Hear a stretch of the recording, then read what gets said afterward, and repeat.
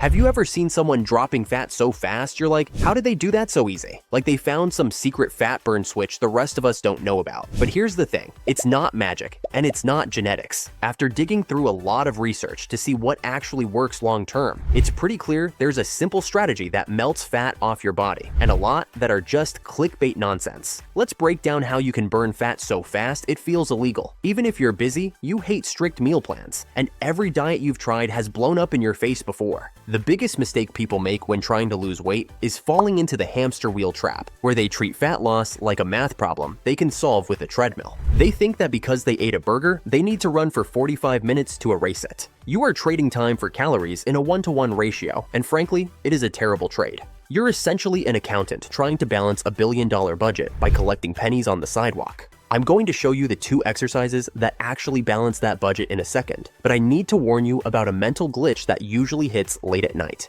It's a specific type of craving that feels impossible to resist, and it ruins more progress than missed workouts ever could. But there is a ridiculously simple 15-minute mental trick that shuts it off like a light switch, which I'll share with you later. The truth is, steady-state cardio, or what the science guys call LISS, is fine for heart health, but for fat loss, it is inefficient. A systematic review published in Obesity Reviews analyzed dozens of studies and found that high-intensity interval training provided similar reductions in body fat to traditional cardio, but required about 40% less time commitment. You are essentially stealing calorie burn from the future through a process called EPOC, meaning your metabolism stays hot even while you're sitting on the couch watching Netflix. Now that we've fired the accountant, let's look at the heavy artillery that makes the treadmill look like a coat rack. If you could only do one exercise for the rest of your life to stay lean and powerful, this is it, the kettlebell swing. It's a 2-for-1 deal, strength training and cardio disguised as one movement.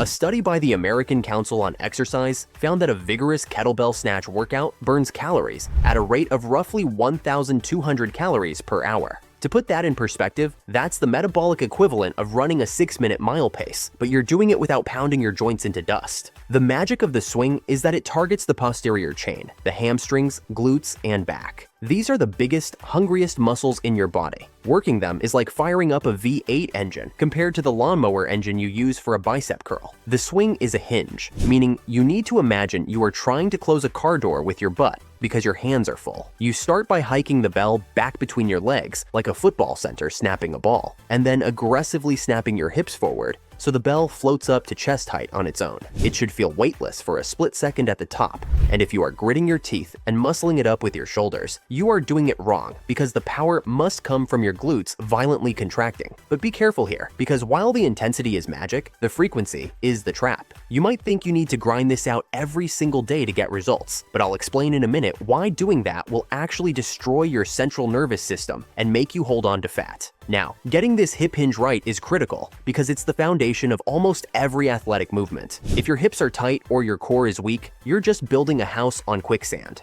That's actually why I created my ebook. It's not just a list of exercises, it's a manual on how to build a resilient, injury-proof body by mastering these fundamental stability patterns. It covers the stuff most trainers skip, like deep core integration, hip mobility, and more, so you can train hard without waking up feeling like you got hit by a truck. You can scan the QR code on the screen or click the link in the description to check it out.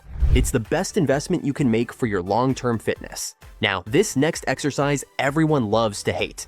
The burpee. I know. You hear burpee and you want to check out immediately. But listen, there is a reason this move is a staple in every military and athletic program on Earth. It is the ultimate no excuses calorie destroyer. It requires zero equipment and works every muscle from your neck to your ankles. The burpee works because it forces your heart to pump blood vertically.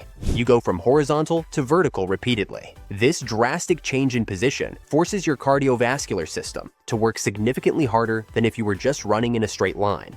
The problem is, most people look like a dying fish flopping on the deck when they do this, which leaks energy and hurts your lower back. You need to squat down and place your hands firmly on the ground inside your feet, then jump your feet back into a strong high plank position while squeezing your glutes. If you let your hips sag toward the floor, you are going to wreck your spine. So keep it tight before snapping your feet back towards your hands and exploding up into a jump.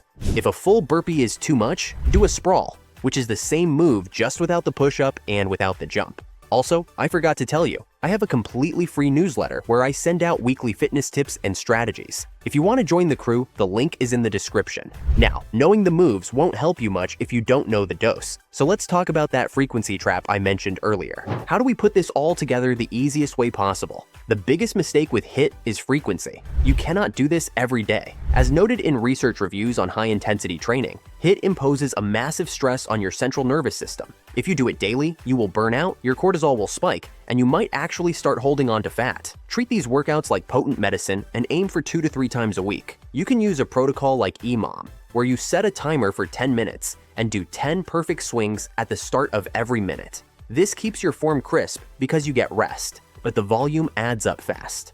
Alternatively, you can mix it up by doing 30 seconds of kettlebell swings, resting 30 seconds, then doing 30 seconds of burpees and resting 30 seconds for a total of 10 to 12 minutes. If you can go longer than 20 minutes, you simply aren't working hard enough during the work intervals, because true HIIT should leave you gasping, not able to hold a conversation about the weather. But all this sweat is wasted if you fumble the ball at the 1-yard line late at night. So how do we fix those midnight fridge raids? We tend to think of cravings as these permanent commands from our brain that won't go away until we eat the cookie. But psychologists have a different view called urge surfing. Research suggests that an intense food craving is like a wave that builds, peaks, and then crashes. And the duration of that wave is usually only about 15 to 20 minutes. So here is a nice little trick called the 15-minute timer. When the craving hits, tell yourself that you are allowed to eat that junk food, but you have to wait 15 minutes. Then, set a timer on your phone. In those 15 minutes, you must do something else, like fold laundry, walk the dog, or answer an email. 9 times out of 10, when that alarm goes off, the wave has crashed and the chemical urgency in your brain has subsided. You regain control of your prefrontal cortex, meaning you didn't use willpower to fight the urge, you just waited for the wave to pass. Don't forget to check out that ebook I mentioned. It's the full blueprint for building a body that can handle this kind of intensity for the long haul. Now go on, lift something heavy.